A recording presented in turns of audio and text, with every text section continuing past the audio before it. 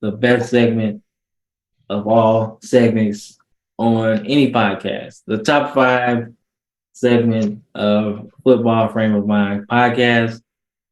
The top five segment today is top Big Ten head coaches of all time. Top five. Now, this is like I said at the beginning. This is a historic conference. It has so many coaches, man. Gosh, I mean, you go through the research, these guys, like so many guys, man, and it's guys that won't even get on the list. You know what I'm saying? So I'm interested to see, man, who you got. All right. So at number 5, I got I don't even know if I'm pronouncing his name right. Bo Schembechler from Michigan. Mm-hmm. He coached from 69 to 89. The guy's got a record of 194, 48, and 5. 13 conference titles. Top 25, 24 out of 25 years. Consistent wins. Didn't make it to win a national title, but 13 conference titles, that's a lot. Even for that time period. So I've got him at number 5. Okay. Number 4, you might have him higher. I've got Urban Meyer at 4. Okay. 83-9 at Ohio State. Got a national title with Ezekiel Elliott. 83-9? 83-9 at Ohio State. Wow. Yeah. Good record, just maybe not as much longevity as some of these other guys. Like I said, he does have a national title at Ohio State with Ezekiel Elliott. He does have 3 Big Ten titles to go with that. So, I mean, still really impressive. If he had been there longer, it would be way more impressive. But obviously, we know he had got an opportunity to go to the NFL, and that didn't happen to pan out. But respect still. Okay. Number 3, we'll go Jim Tressel. Okay. A 94-22 record.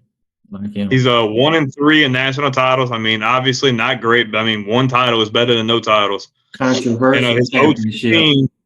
His OG team won the Natty. They went 14-0. So I think Jim Tressel was a really good coach.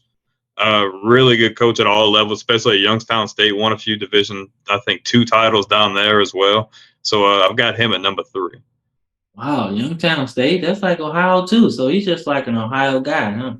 Mm-hmm. He's probably. I think they had him as like the most winningest coach in the state of Ohio, if I'm not mistaken. I could be wrong.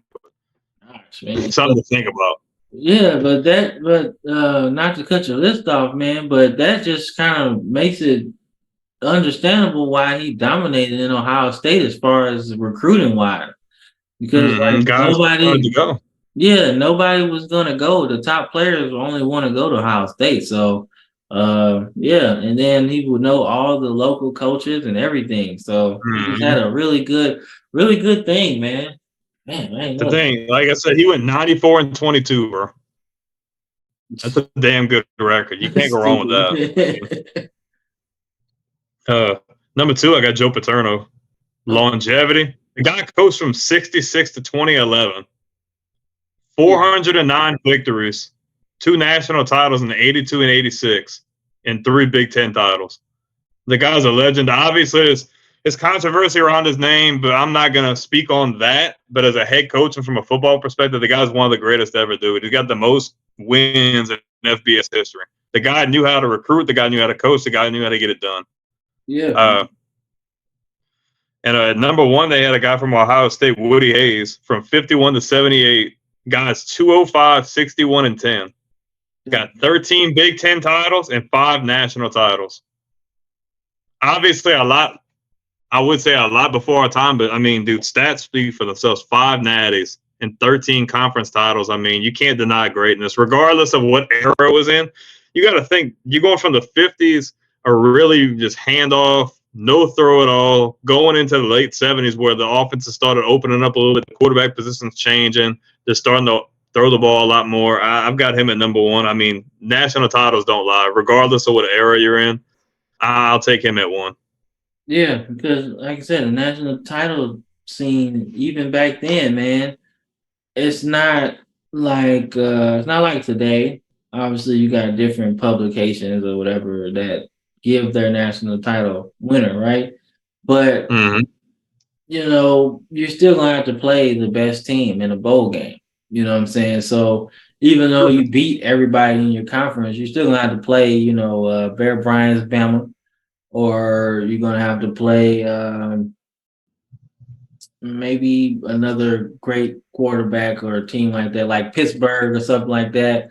With Dan Marino at that time, you're gonna have to play a team like Georgia with a Herschel Walker going into the 80s or whatever. You know, in the 60s, you got like people like I want to say Roger Staubach, you know what I'm saying? So you're gonna have to play some good players going into, you know, the championship picture. So the fact that he's got 5 of those, I think speaks dividends for how good he really was. Sure. So but yeah, man, great list, man. Wow. Tressel, that really messed me up a little bit. I was like, man, I forgot how good he really was, especially with that Heisman, Troy Smith. You know what I'm saying? Mhm. That's So another accolade you can put on there. yep, most definitely. So my top 5 list, man, I'm actually gonna combine Urban and Tressel at, you know, at 5. Because both of them, you know, had success and really the same amount of success, if you ask me. Um, Urban obviously rebuilt that program after leaving Florida. Wasn't even I wasn't even gonna question his ability to coach, man. It was just how long he was gonna do it.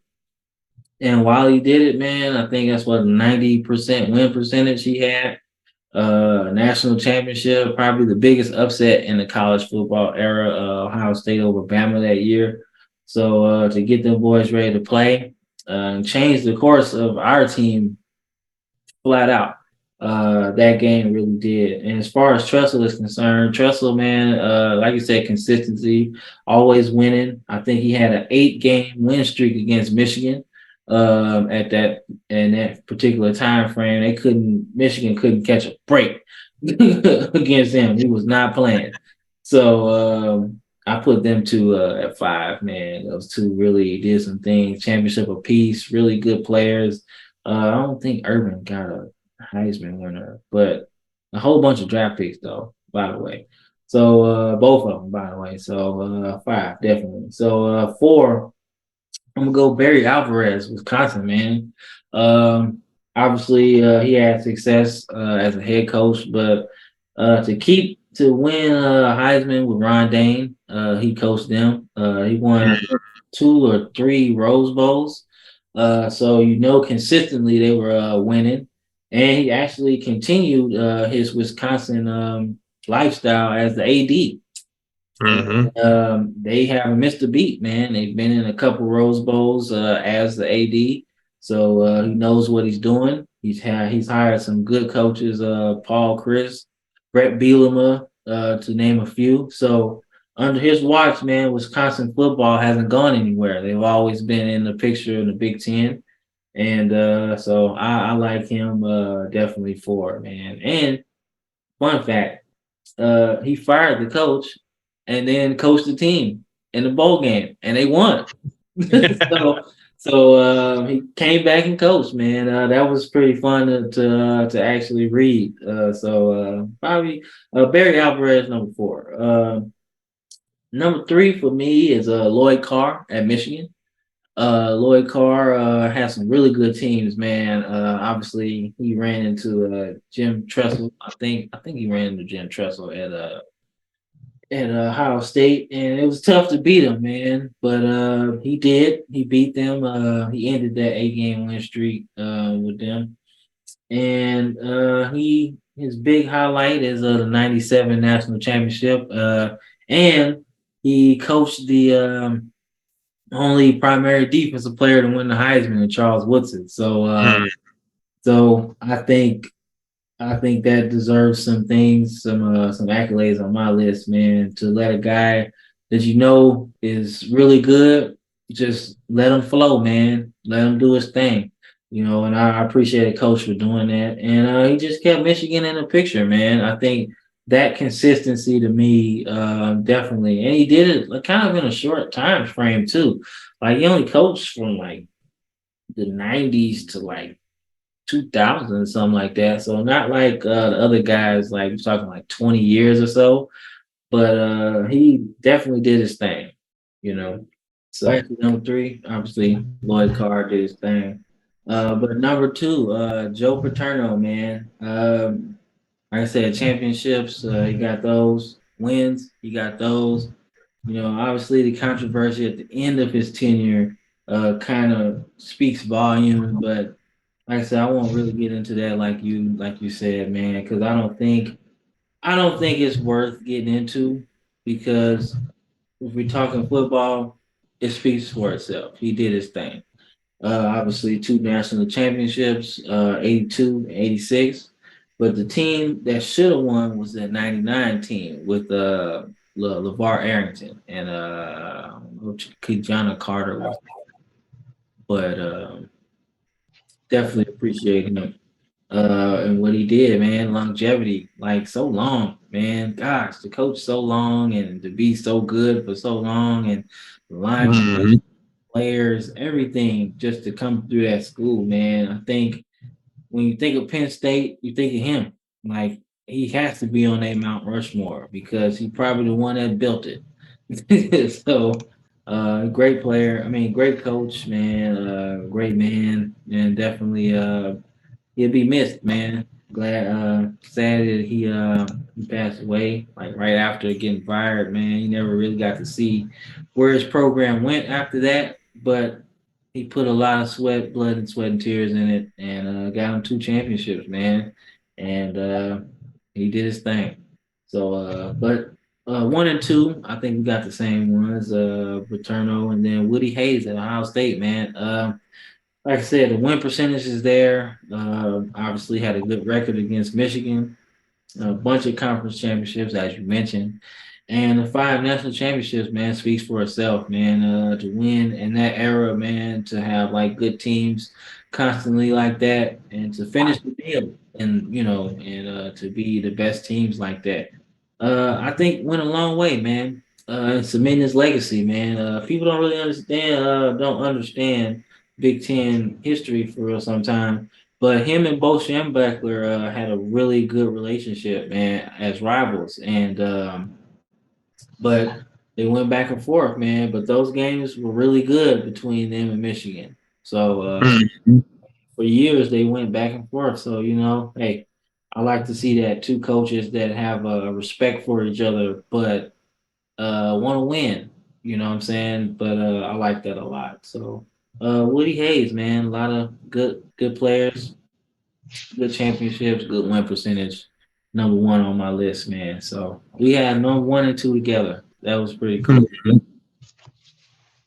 So yeah, man. But yeah, great list, man. Great show. Big Ten, exciting conference. Look forward to kind of seeing some games on ESPN and really seeing what they got to do. You know what I'm saying? Yes, sir. So episode 4, I think we did real good today. I hope all our subscribers, all our viewers, love what they see, love the content we put out there. So anything you gotta say before we get out of here, bro? Well, we've covered the ACC, not the ACC, the SEC, and the Big Ten. Next episode, we're going to break down the ACC, quarterbacks, coaches. We'll have another top 5 segment, but we're not going to give that up yet. That'll be a surprise.